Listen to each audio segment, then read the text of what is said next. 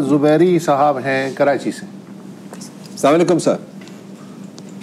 Hello अस्सलाम वालेकुम। जी वालेकुम सलाम जी, मैं शमशुद दोहा जुबैरी बात कर रहा हूँ। कैसे हैं आप तीनों हजरात? आपको सबको सलाम। वालेकुम सलाम। मैं आपकी तवज्जो एक इंतहाई अहम मसले की तरफ दिलवा रहा हूँ कि जो 5 लाख गरीब पेंशनर EOBI के बिल आखिर 4 साल के इंतजार के बाद उनको इस बजट में एक लॉलीपॉप दिया गया और उनकी इस पेंशन में 1,500 रुपए का इजाफा करके 8,500 से 10,000 कर दी गई, जो इंतहाई नाइंसाफी की बात है इस महंगाई के दौर। जबकि गवर्नमेंट सर्वेंट की जो पेंशन है उसमें 17.5% इजाफा किया गया है, यानी जिसकी अगर गवर्नमेंट सर्वेंट की पेंशन 1 लाख है तो उनका इजाफा 17,500 रुपये। जबकि इन गरीब पेंशनर जो 5 लाख गरीब पेंशनर जिन्होंने 40 साल इस मुल्क की खिदमत की और उनका अपना फंड यानी उनका अपना फंड इसमें जमा है, गवर्नमेंट की मैचिंग ग्रांट 1995 में बंद कर दी गई। ये प्योरली अपना वर्कर्स का फंड है और उनके आजरान का फंड।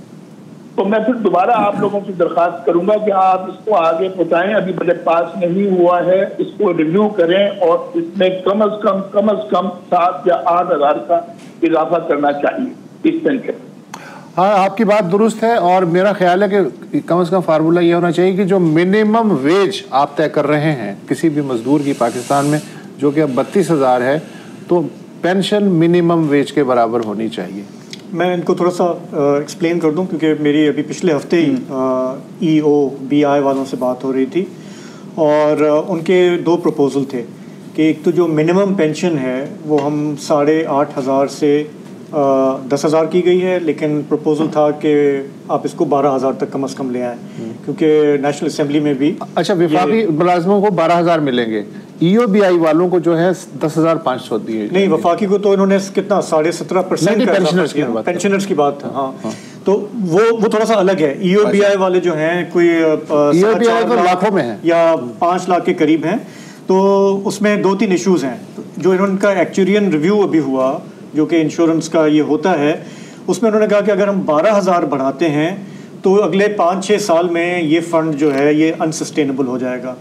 अगर हम 10,000 बढ़ाते हैं तो इसको चला सकते हैं, लॉन्ग टर्म आप चला सकते हैं। तो ये चॉइस थी कि आप शॉर्ट टर्म गेन के लिए आप ये करें या आप भले पेंशनर सस्टेनेबल ना रहे, वो एक अलग बात है। एक और बात उसमें ये भी हमें जहन में रखनी होगी कि EOBI का जो मामला है वो अभी सूबे और वफाक के दरमियान ही फंसा हुआ है, क्योंकि ये 18th अमेंडमेंट के बाद जो है ये जो कुछ मामला फंसे हुए हैं उसमें एक मामला ये भी है। तो आपकी बात अपनी जगह बिल्कुल सही है कि बढ़ना चाहिए जैसी महंगाई हुई है, लेकिन उनका मौक़िफ़ ये है जो हमारी उनसे बात होती रही है, हम फॉलोअप करते रहे हैं।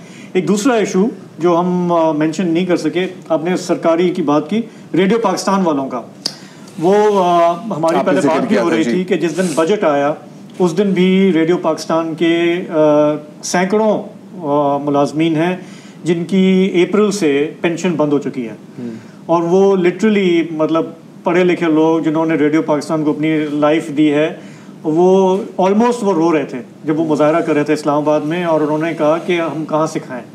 सो एक तो ये इशू हो गया कि जी पेंशन आप बढ़ा रहे हैं लेकिन थोड़ी सी बढ़ा रहे हैं, ज़्यादा बढ़ाएं।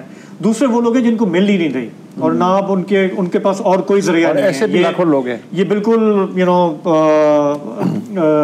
शरीफ लोग हैं जिन्होंने कभी किसी के आगे हाथ नहीं झुकाया फैलाया। अच्छा, उसमें जो शिकायत सबसे ज़्यादा सामने आ रही है, मेरी बात हुई है रेडियो पाकिस्तान के मुलाजमीन से भी, वो ये है कि जो कोई नए DG आए हैं इनके पिछले साल और उन्होंने आके जो है जो करंट मुलाजमीन हैं उनको कोई बोनसेस दे दिए, ये दिया वो दिया। पेंशनर्स का जो है वो बिल्कुल ही उसका उन्होंने सत्यानाश कर दिया। DG तो कभी रिटायर हो गए नहीं। और इन्होंने मिनिस्ट्री ऑफ इंफॉर्मेशन से बात की है, जो मरियम हैं जो इंफॉर्मेशन मिनिस्टर हैं उनको अप्रोच किया है, उनकी कोई सुनवाई नहीं हो रही। और ये बहुत सारे ख़ानदान हैं अक्रॉस पाकिस्तान जिस पे किसी की नज़र नहीं है, कोई उनकी आवाज़ नहीं उठा रहा।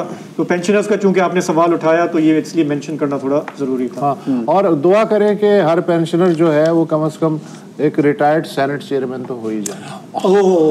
आमीन। ये दुआ फिर तो ये हमें दुआ करें, बरात उनका हक होगा। वैसा कामरान अली साहब है।